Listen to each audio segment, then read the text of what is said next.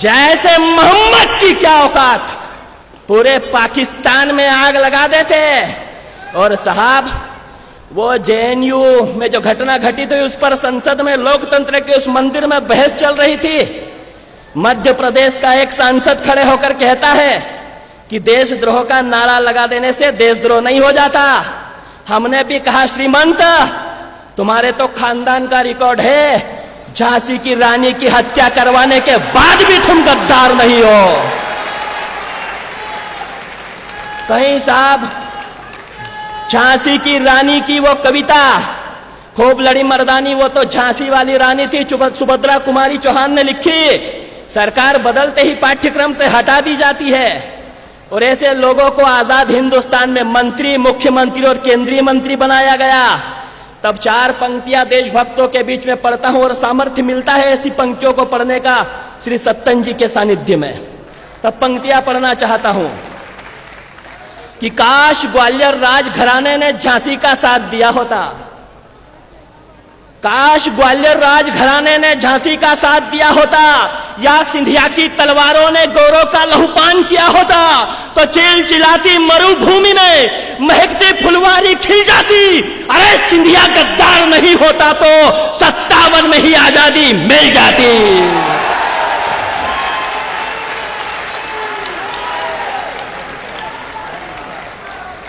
और एक भारत माता की। और साहब एक मंत्री हुआ करता था वो मणिशंकर अय्यर, उसने कहा कि एक चाय बेचने वाला व्यक्ति इस देश में कभी भी प्रधानमंत्री नहीं हो सकता है, और नरेंद्र मोदी को तो ऑल इंडिया कांग्रेस कमेटी में चाय का स्टॉल खुलवाएंगे। इस देश की जनता ने जवाब दिया और मणिशंकर अय्यर को चाय का स्टॉल खोलना पड़ा।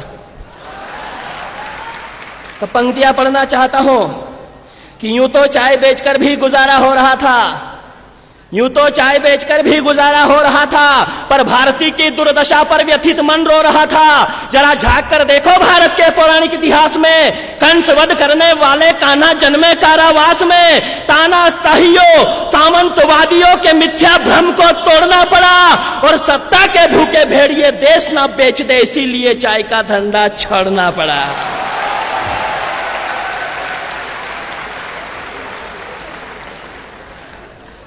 और वो अभी आप सब भारत माता की जय का घोष कर रहे हैं, वो हैदराबाद वाला कहता है कि मैं भारत माता की जय नहीं बोलूंगा। ऐसा नहीं है साहब, ताली बजाओ तो फिर अच्छे ढंग से बजाओ।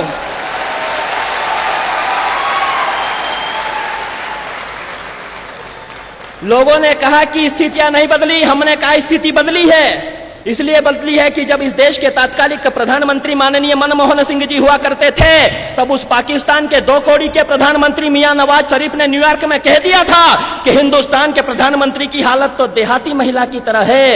यदि मियां नवाज शरीफ ने अपनी अम्मी का दूध पिया है तो आज वही भाषा बोलकर बता दे। लेकिन हमें पीड़ा तब भी हुई क्योंकि हिंदुस्तान की गांव की महिला, हिंदुस्तान की देहात की महिला यानी ब्रह्मांड की सर्वशक्तिमान नारी, उसकी तुलना मनमोहन सिंह जैसे कमजोर व्यक्ति से कर दी। तब पंक्तियां पढ़ता हूं, आपके संस्कारों को आमंत्रित करते हुए पंक्तियां पढ़ना चाहता हूं कि वो देश जो दगाबाज दोगलों से शासित रहा, वो देश जो दगाबाज दोगलों से शासित रहा, उसका वो प्रधान जो स्वयं अपने ही देश से निष्कासित रहा। तम का पुजारी वो जानता नहीं है सत्व को, वो जानता नहीं है हिंदुस्तान की देहाती महिला के महत्व को। अरे वनवासी सबरी के द्वार पर स्वयं मर्यादा पुरुषोत्तम आते हैं, गोकुल की यशोदा का माखन खाकर कान्हा जगत गुरु बन जाते हैं। वो भूल गया बंगा की विद्यावती के बेटे भगत सिंह ने असेंबली में बम फोड़ दिया था, और भाभ राखी जगरानी के बेटे शेखर ने फिरंगियों को जवाब मुंह तोड़ दिया था। वो भूल गया कारगिल के युद्ध में जिन बेटों के शौर्य ने उनके बोरिया बिस्तर समेटे थे, अरे सरहद पर लड़ने वाले सबसे ज्यादा देहाती मां के बेटे थे।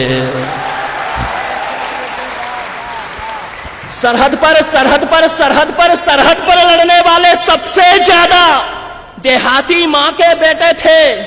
वो मां जो सूरज से पहले उठकर गायों का दूध दुहा करती है, वो दादी जो झोपड़ी में रहकर भी पोतों की सलामती की दुआ करती है, वो बहना जो गोबर सने हाथों से भाई के लाड़ लड़ाया करती है, वो काकी जो गालियां देकर भी जिंदगी के सबक पढ़ाया करती है, वो फसल काटने वाली, वो गोबर बिनने वाली, अरे सबकी सभी स्वाभिमान हमारी है।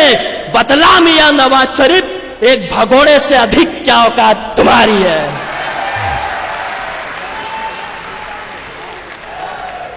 और साहब कहा उसने हैदराबाद वाले ने कि भारत माता की जय नहीं बोलूंगा, तब 4 पंक्तियां राष्ट्र भक्तों के बीच पढ़ना चाहता हूं।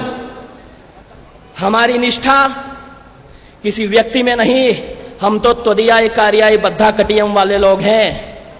तब पंक्तियां पढ़ता हूं कि 7 सुरों को मिलाकर एक लय बोले, 7 सुरों को मिलाकर एक लय बोले, तुलजा भवानी के सिंह की भांति होकर निर्भय बोले, जिसकी रगों में हो अपने पिता का खून, केवल वही भारत माता की जय बोले।